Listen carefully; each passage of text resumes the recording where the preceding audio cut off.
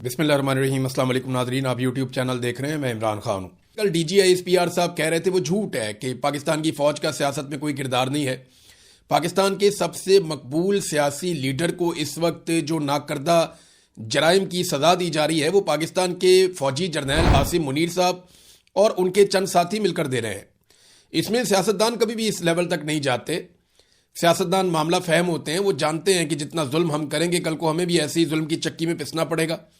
बहरहाल ये इमरान खान साहब का मामला है, मुलाकातें उनकी बंद की हुई हैं। बार बार उनके वकला अदालत को बताते हैं कि जनाब इस्लामाबाद हाई कोर्ट के एक लार्जर बेंच के फैसले के बावजूद लगभग 6-8 महीने हो गए हैं इमरान खान साहब से कोई मुलाकात नहीं करवाई जा रही। बल्कि जो तौहीने अदालत की उन्होंने दरखास्त दायर की कि अदालती फैसले पर अहकामात पर अमल नहीं कर रहा सुप्रिटेंडेंट ऑफ अडयाला जेल, इसके ऊपर भी समाप्त नहीं हो रही। तौहीने अदालत की दरखास्त भी नहीं सुनी जा रही। तो यहां तक तो सूरत हाल पहुंची हुई है। तो निज़ाम किस तरीके से किसी को दीवार से लगाता है। देखें, रिजवी बरादरान की तरह आप उनसे इख्तलाफ कर सकते हैं, मुझे उनके तर्ज सियासत से बड़ा इख्तलाफ है। वो जिस तरीके से अपने मुखालफीन के साथ गालम गलोच करते हैं, मुझे उससे इख्तलाफ है। लेकिन इसके बावजूद उनके खिलाफ जो भी कार्रवाई होनी चाहिए वो कानून के मुताबिक होनी चाहिए।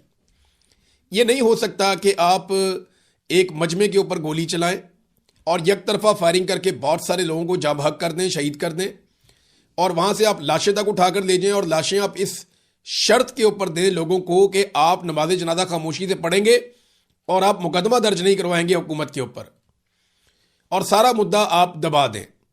और उसके बाद जो दो वहां पे भाई हैं, खादम रिजवी के दोनों बेटे साद रिजवी और अनस रिजवी, उन दोनों को गायब कर दिया जाए। लगभग 7 महीने हो गए हैं। कुछ मालूम नहीं है कि इनको आसमान खा गया या जमीन निकल गई, कोई पता नहीं चल रहा दोनों भाई कहां गए। और मैं आपको पहले दिन से एक बात बता रहा हूं कि ये इंटेलिजेंस एजेंसियों की जबरी हिरासत में है। इनको जबरी तौर पे गुमशुदा किया हुआ है और ये एक और केस है पाकिस्तान में जबरी गुमशुदगियों के हवाले से। DGISPR ने जो स्टेटमेंट दिए एक दिन पहले, उन स्टेटमेंट्स की दुर्गत बन गई। पाकिस्तान तहरीक इंसाफ ने एक एक फैक्ट निकाल निकाल के जो है वो सामने रखा कि जनाब DG साहब आप तो झूठ बोल रहे हैं, सियासत में तो आपका बेहतरीन किरदार है। देखिए, सियासत में किरदार है तो पाकिस्तान यहां तक पहुंचा है ना। पाकिस्तान में आज तक सियासतदानों ने इतनी सियासत नहीं की जितनी सियासत पाकिस्तान में जर्नैलों ने की है। यानी ये सियासतदानों ने कहा कि जनरल बाजवा ने जितनी सियासत की उतनी सियासत तो हमने अपनी पूरी जिंदगी में नहीं की जितनी हमने जनरल बाजवा को 1-2 साल में करते हुए देख ली। और आसिम मुनीर साहब भी उसी नक्शे कदम पे चल रहे हैं, वो भी सियासत कर रहे हैं। तो DGISPR का जो बयान है वो गलत बयान नहीं है। वो झूठ बोल रहे हैं कि पाकिस्तान की फौज का या जर्नैलों का सियासत से कोई ताल्लुक नहीं है। उनका सियासत से गहरा ताल्लुक है और पाकिस्तान में जितनी भी सियासत हो रही है उसमें मरकजी किरदार पाकिस्तान की मिलिट्री एस्टेब्लिशमेंट ही है। देखिए ना, 4 मरतबा जो मार्शल लॉ लगाया, ये कारपोरेशन वालों ने तो नहीं लगाया पाकिस्तान में, या महकमे डाक वालों ने तो नहीं लगाया, या कोई ट्रैफिक वार्डन आगे थे उन्होंने आगे मार्शल लॉ लगा दिया। पाकिस्तान में मिलिट्री जर्नैलों ने लगाया ना 4 मरतबा मार्शल लॉ, हुकूमतें गिराई बनाई सारा कुछ किया, ये मिलिट्री जर्नैलों ने किया। कोई महकमा तालीम ने तो नहीं किया था, या स्कूल के हेडमास्टरों ने मिलकर तो मार्शल लॉ पाकिस्तान में नहीं लगा दिया था। ये मार्शल लॉ पाकिस्तान में पाकिस्तान की फौज ने लगाया था और पाकिस्तान के जर्नैलों ने ये जो किया पाकिस्तान के साथ उन्होंने ही किया। तो लोग अब एतबार करते नहीं हैं और उसकी वजूहात भी हैं। देखिए, जिस तरह के लोगों को ये चुनकर लाए हैं वो अपनी अयाशी में लगे हुए हैं। एक बड़ी जबरदस्त बात की तैमूर झगड़ा साहब ने, उन्होंने बताया कि इंडिया IMF के प्रोग्राम में भी नहीं है। इंडिया के पास जो है वो पैसे भी पाकिस्तान से ज्यादा हैं। इंडिया एक तगड़ा मुल्क है, बड़ा मुल्क है, उनके पास वसाइल भी ज्यादा हैं, उनके सूबे बहुत अमीर हैं। लेकिन उनके अमीर तरीन सूबों में से भी किसी सूबे के गवर्नर ने, वजीर आला ने या किसी उनके हाकिम ने गल्फ स्ट्रीम जैसा अयाशी वाला महंगा जहाज नहीं लिया। जबकि पाकिस्तान IMF प्रोग्राम में भी है, फिर भी मरियम नवाज ने गल्फ स्ट्रीम का महंगा तरीन जहाज जो अयाशी वाला जहाज है वो खरीदा अपने लिए, अपनी सहूलत के लिए, अपनी फैमिली की सहूलत के लिए उन्होंने ये जहाज लिया। तो देखें ना, इंडिया की इकोनॉमी कहां से कहां पहुंच गई। वो फैसला करते हैं तो उनको ये पता होता है कि पब्लिक का इंपैक्ट आएगा। पाकिस्तान की इकोनॉमी कहां से कहां गिर गई और पाकिस्तान के हालात कहां से कहां पहुंच गए, क्योंकि हुक्मरानों को पता है कि अवाम से वोट लेकर तो हमने आना नहीं है। जब दिल करेगा जूते पॉलिश करेंगे, इक्तदार में आ जाएंगे। झूठे वादे कर करके इन्होंने लोगों को बेवकूफ़ बनाया। 300 यूनिट तक इन्होंने पाकिस्तानियों को बिजली मुफ्त देनी थी। ये वादे मैंने आपको निकाल कर सुनाए हैं, एक मरतबा नहीं कई मरतबा निकाल कर सुनाए हैं कि 300 यूनिट तक बिजली मुफ्त फराहम करनी थी पाकिस्तानियों को। PMLN ने, पीपल्स पार्टी ने और इस्तेकाम पार्टी, इन्होंने वादे किए हुए थे कौम के साथ कि 300 यूनिट तक जो बिजली इस्तेमाल करेगा उसको बिल ही नहीं आया करेगा, फारिग। अब जो 300 यूनिट तक की बिजली है उसको इतना महंगा कर दिया कि 5-5, 6-6 गुना लोगों को बिल आ रहे हैं। बल्कि जो थोड़ी बहुत सब्सिडी बीच में रह गई थी IMF के ऑर्डर के ऊपर, वो सब्सिडी भी अब ये खत्म कर रहे हैं। ये इन्होंने पाकिस्तानियों के साथ किया कि जो बिजली मुफ्त देनी थी उसके ऊपर इजाफी ना सिर्फ टैक्सेस लगा दिए, बल्कि उसके ऊपर जो थोड़ी बहुत बचत थी, जो थोड़ी बहुत सब्सिडी थी, वो भी खत्म कर दी गई है। नाज़रीन, पाक फौज और अवाम के बीच में जो एक खलीज पैदा हुई, ये जर्नैलों की सियासत की वजह से हुई। ऐसा नहीं है कि पाकिस्तानी लोग किसी सियासतदान की वजह से या किसी स्टेटमेंट की वजह से या किसी एक शख्स के नज़रिए की वजह से पाकिस्तान की फौज से दूर हो गए या एक जो खलीज पैदा हुई वो इस वजह से हुई। नहीं, ये नहीं है।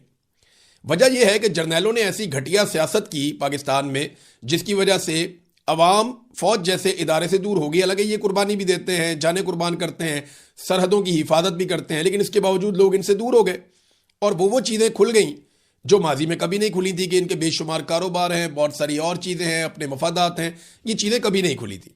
मिसाल के तौर पे ये वज़ीराबाद में ये अहमद मुबक साहब ने एक वीडियो शेयर की है। ये वीडियो देखें आप, इसमें सारी कहानी है। वज़ीराबाद के अंदर मार्का हक के बाद जो है वो एक अजीमुशान रैली निकाली गई और इसमें पाक फौज के साथ इज़हार यकजहती किया गया। इसमें लिखा हुआ है, मार्का हक ने 1 साल मुकम्मल होने पर पाक फौज के साथ इज़हार यकजहती। एक तरफ मरियम नवाज का फोटो है, एक तरफ फील्ड मार्शल आसिम मुनीर का फोटो है। तो 5 बंदे यहां पे सिविलियन हैं और 5-6 बंदे जो हैं वो यहां पे टोटल 10 के करीब बंदे हैं। बाकी जो है वो सुथरा पंजाब के वर्कर्स हैं।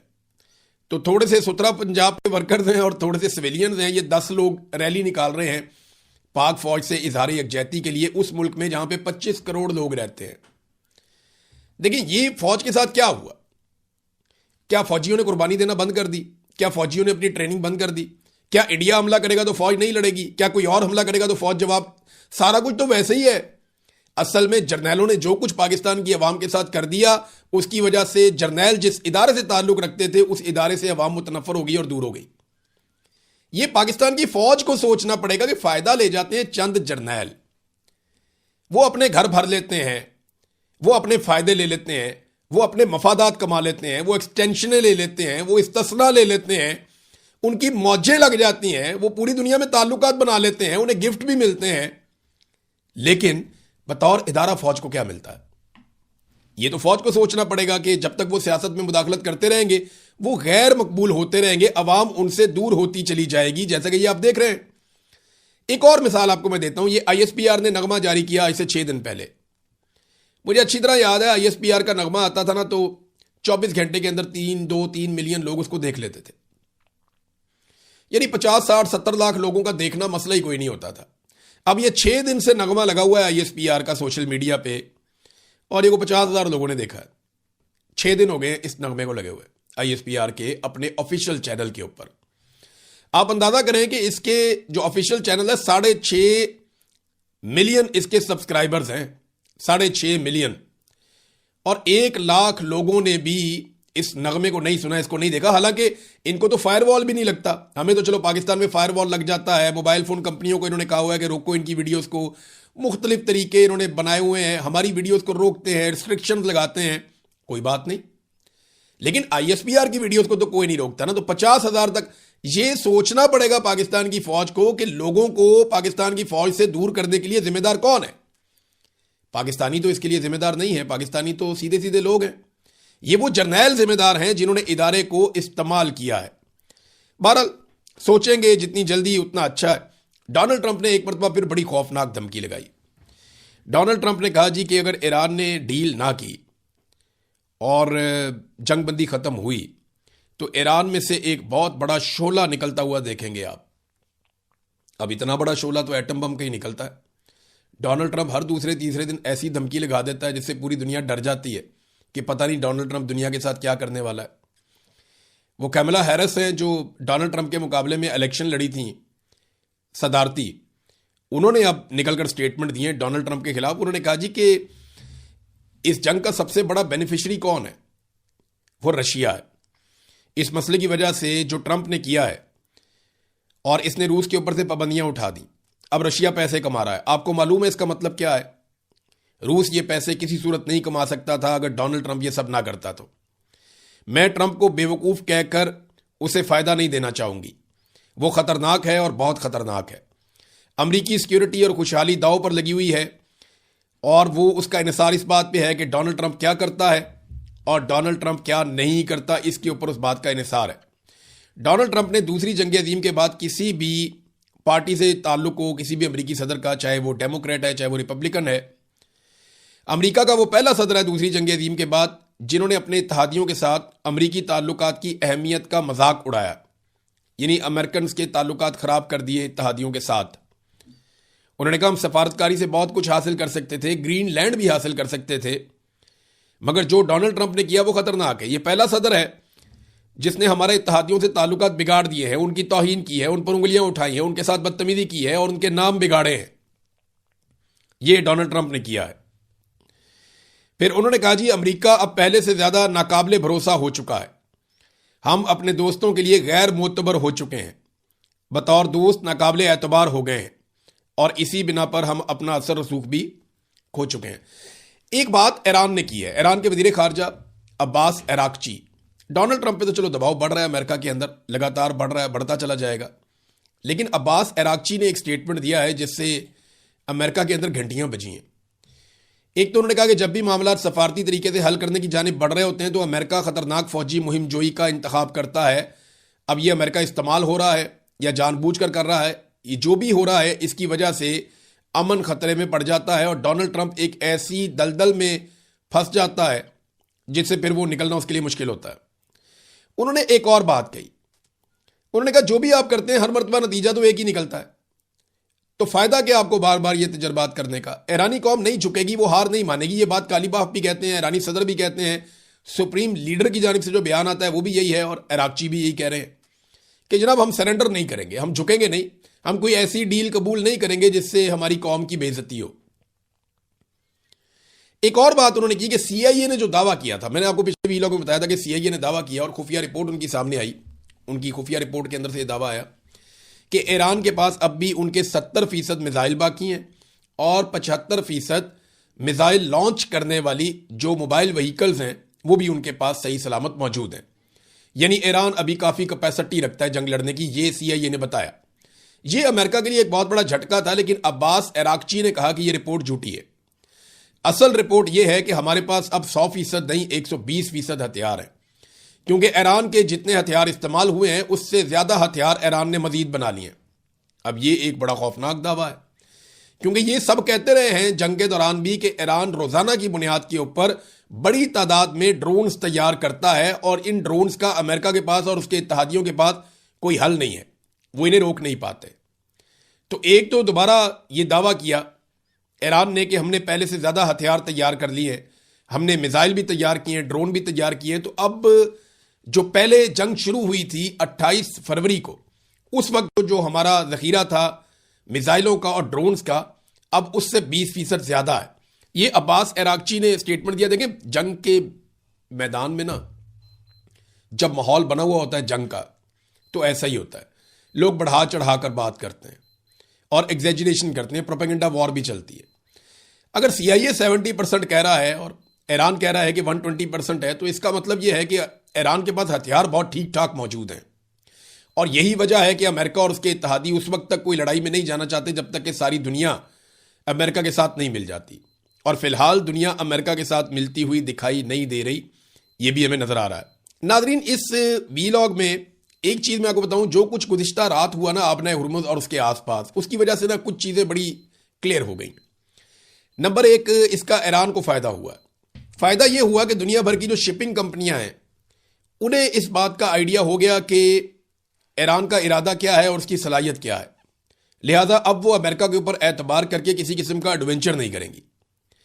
अमरीकी बहरिया की मौजूदगी इस खित्ते में बेफायदा है, ये बात भी क्लियर हो गई कि वो किसी भी बहरी जहाज को स्कॉट करके वहां से नहीं निकाल पाएंगे, और अगर वो जहाज़ों को निकालेंगे भी तो ये मुस्तकिल तौर पे वो नहीं कर पाएंगे। हर जहाज़ को तहफ़्फ़ुज़ देना अमेरिका के बस में नहीं होगा, और कोई भी जहाज़ फायरिंग के इन हालात में इस खित्ते से बाहर नहीं निकल सकता। और एक ईरानी जो जैमर्स की एक सलाहियत है, वो भी कल रात को पता चली कि उनके जैमर्स कितने तगड़े हैं और कैसा सिस्टम उन्होंने इंस्टॉल किया है आबना हुर्मुज़ और उसकी सराउंडिंग में।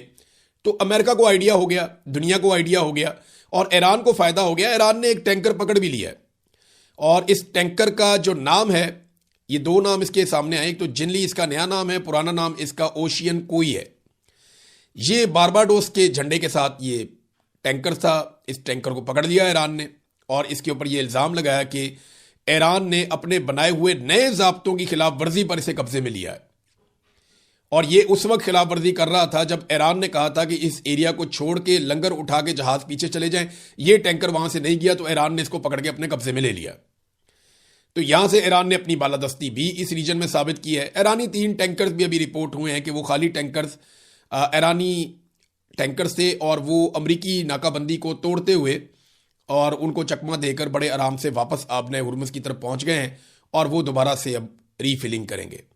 तो अमेरिका पे उसके इत्तेहादियों की जानिब से प्रेशर तो बढ़ रहा है, और जब डोनाल्ड ट्रंप पे प्रेशर बढ़ता है और जब उसको दी हुई कोई भी ब्रीफिंग फारिग हो जाती है कि हम ये करेंगे तो ये हो जाएगा, जब वो करके देखते हैं तो ईरानी रिस्पॉन्ड करते हैं, तो फिर डोनाल्ड ट्रंप हर मरतबा एक ही स्टेटमेंट देता है।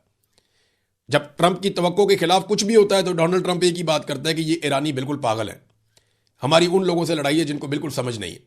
ये हमेशा डोनाल्ड ट्रंप कहता है, और उस मौके पर कहता है जब उसे एक नया सरप्राइज मिलता है। अब तक के लिए इतने, अपना ख्याल रखिए।